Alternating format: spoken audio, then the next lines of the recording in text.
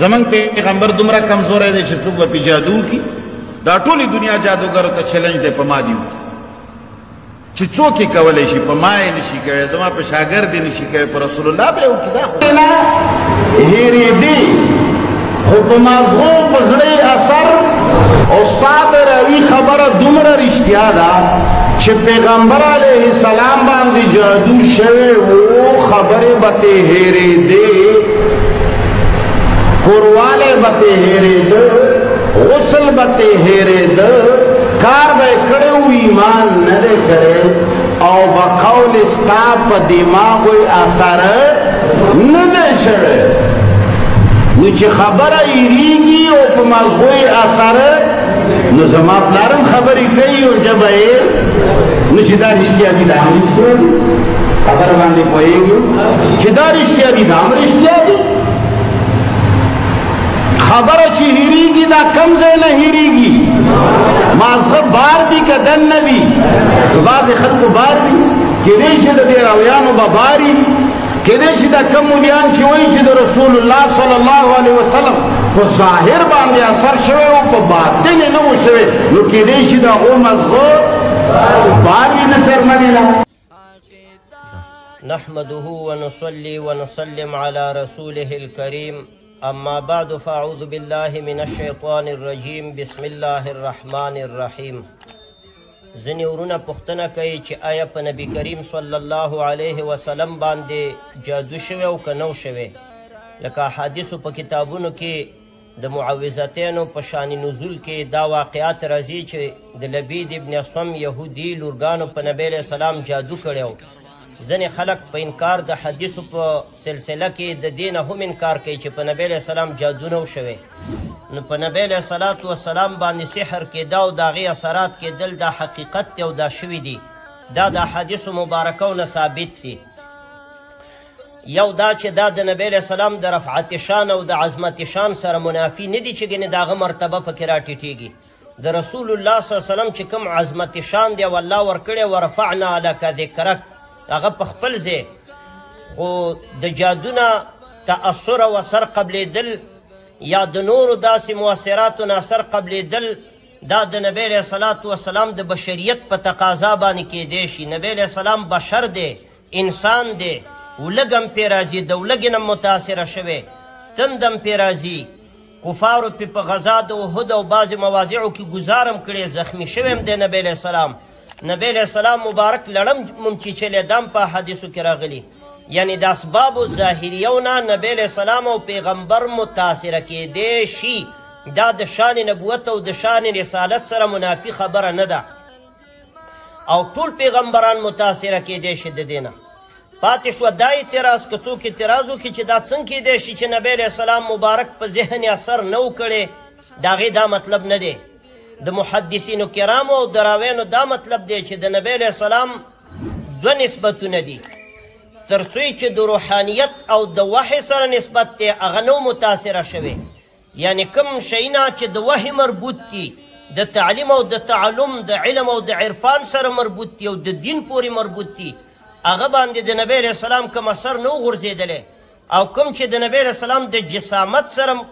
مرتبط دي هغه متاثره شوي او دا څه خلاف خبره نه ده دې باندې ټول اطبا متفق دي عزتمندو ستاسو مخکې زه وضاحت کول غواړم طبیبان او حکما دا وایي سابقه چې کوم فلاسفه و هغوی دا وایي چې په ذهن کې درې خالیګاوې دي تجاویف ثلاثه او هر تجویف کې یو مقدم دی یو مؤخر دی مقدم د تجویف اول مؤخر د تجویف اول مقدم د تجویف ثانی مؤخر د تجویف ثانی او هکذا تجویف ثالث نو ځینې اوقاتو کې داسې کېدی شي چې په ذهن کې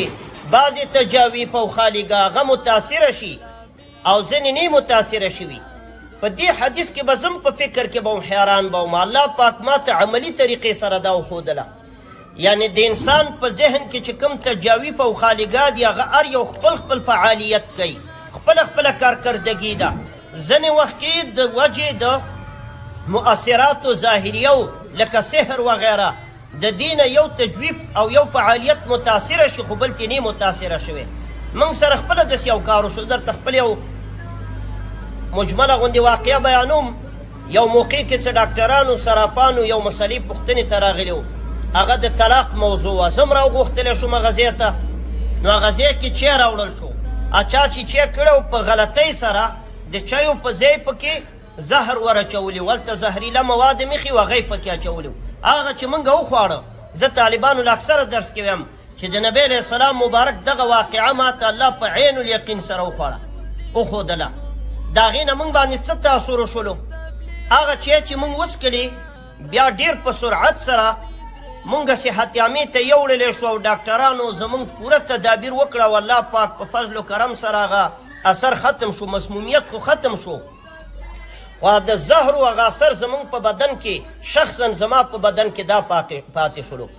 چې کوم چې د علم او د عرفان سره تعلق دی او د دیني کتابونو او درس و تدریس او تعلیم او تعلم سره هغه الحمدلله بلکل نه دی متاثره شوی. زه د ځان علو نه بیانوم، د نبی علیه السلام په دفاع کې او د حدیثو په دفاع کې داسې وایم، باور وکئ ما سره د علم صرف، علم نحو، علم منطق، علم بلاغت، بدی، معانی، بیان، میراث، تفسیر دا کتابونه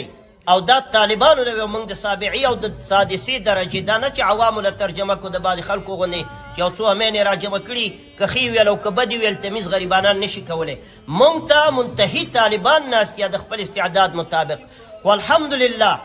موږ د سبعي 7 بجو نه چې درس سټارټ کو ان تر 1 بجې پورې کمې شرح چې د شپې لیدلي د مختلفو فنونو هغه خبرو کې ذره بره موږ نه الحمدلله کمې زیاتې نه کېږي د الله په توفیق سره. او دارنګې رمضان المبارک کې سره د روژې نه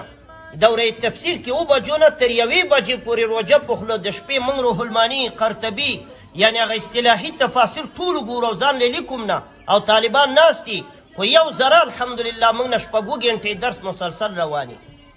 خو بل خوا یې زموږ په ذهن دا تاثیر کړی دی زهرو چې ما نه موبایل یو ځای کې پاتې شي، فکر مې نه. یو کتاب مې واغوستو جامع العلوم والحکم د علامه ابن رجب چې رامې وړو مکتبې نه یو دوکان کې رانه پاتې شو. یو مې شور پسې ګرځېدم، بیا هغه دوکان والا راته وویل چې مولانا صاحب تا نه قرآن شریف پاتې دی. کله رانه موبایل پاتې مدرسه کې طالبانې راوړي. یعنې نسیان او حافظه زموږ کمزورې شوې ده، نسیان زیات شوی او حافظه مغلوبه شوې د دغې زهرو د اثر نه. خو الحمدلله مانځه کې غلطۍ نه راځي، درس کې غلطۍ نه راځي. که 6 ګنټې د الله په فضل سره زه تقریر وکم، قال الله او قال رسول، قرآن او سنت بیان کم، حتی اصطلاحي خبرې هم پکې وکم او تفسیري مواد او نکات هم بیان کم، یو ذره فرق الحمدلله په ما باندې نه راځي. داسې موقع راشي چې د 8 کتابه اصطلاحي کتابونو تدریس سره 3-4 ځایه بیانم کوم، نو ما شاګردانو ته ویل چې په رسول الله صلی الله علیه وسلم مبارک باندې دغسې کار شوی او حافظه یې کمزورې شوې وه. دا ځینې وخت کې کېږي او دا اطباو جدید ډاکټران چې کوم دي د جدید عصر چې کوم ماهران دي هغوی هم په دې باندې متفق دي. او ما چې کوم د تجاویفو خبره وکړه نو دا د زړې فلسفې خبره د ابن سینا و ابو نصر فارابي. هغوی وایي چې ځینې وخت کې داسې کیدای شي چې په دغه تجاویفو ثلاثو کې تیار تجویف کې چې دی 2 قوته دي، یو قوت متاثره شي بل متاثره نشي. په یو میدان کې سړی خب پورا هغه کار ته متوجه و استعداد پکې، خو بل معمولی شی هغې کې پې باندې غلبه د نسیان د انسان باندې راځي. نو په رسول کریم صلی الله علیه وسلم په امورو د وحی او د علم او د عرفان او د تبلیغ او د دعوت او د رسالت او د نبوت په امورو کې هیڅ قسم اثرات نه شوي. خو البته په کورني چارو کورني امورو کې په نبي کریم صلی الله علیه وسلم باندې داسې یو اثر یې کړی او دا اثر د رسالت سره منافي نه دی، ځکه نبی علیه السلام بشر دی، یو انسان دی، دا ذات الهي دی چې نه متاثره کیږي او د مؤثراتو ظاهري او باطنیو نه الله نه متاثره کیږي. حتی نبي متاثره کیدی شي، لکه ولږه په پیغمبر راشي. نبی علیه السلام یو وارې ډېر وږی شو، د شیخانو سره د ابوالحسن بن تیهام کور ته ورغی و هغه ورته مېلمستیا وکړه. نبی علیه السلام مبارک تږی شوی،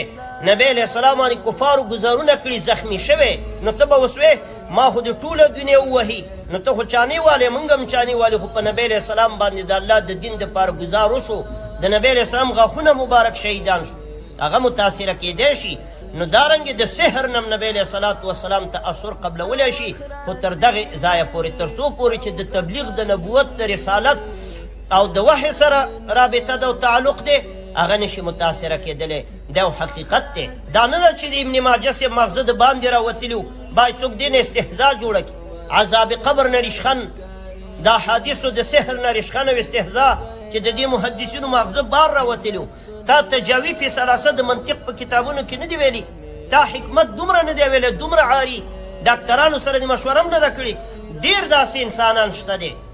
چې ذهني ته ورسره تفاسیر او علم ته یې کښېنې، ښه لوی حافظه به الله ورکړي، خو نور ذهني کمزوري د بعضې اثراتو په وجه په هغوی باندې شوي، لکه ما درته خپله واقعه بیان کا. نو احادیث د سحر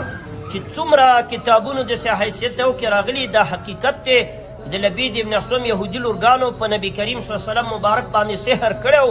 او د هغه امور چې کوم د جسد سره متعلق دي او د ظاهر سره او د کورني چارو سره مرتبط دي هغه متاثره کړی او د وحی او د علم سره چې مربوط دي هغې ته کوم تاثر نه قبول کړی. دا هغه حقیقت دی چې کتابونو او محدثینو کرامو احادیثو راغستی. وصلی الله علی النبي الکریم وبالمؤمنین رؤوف رحیم.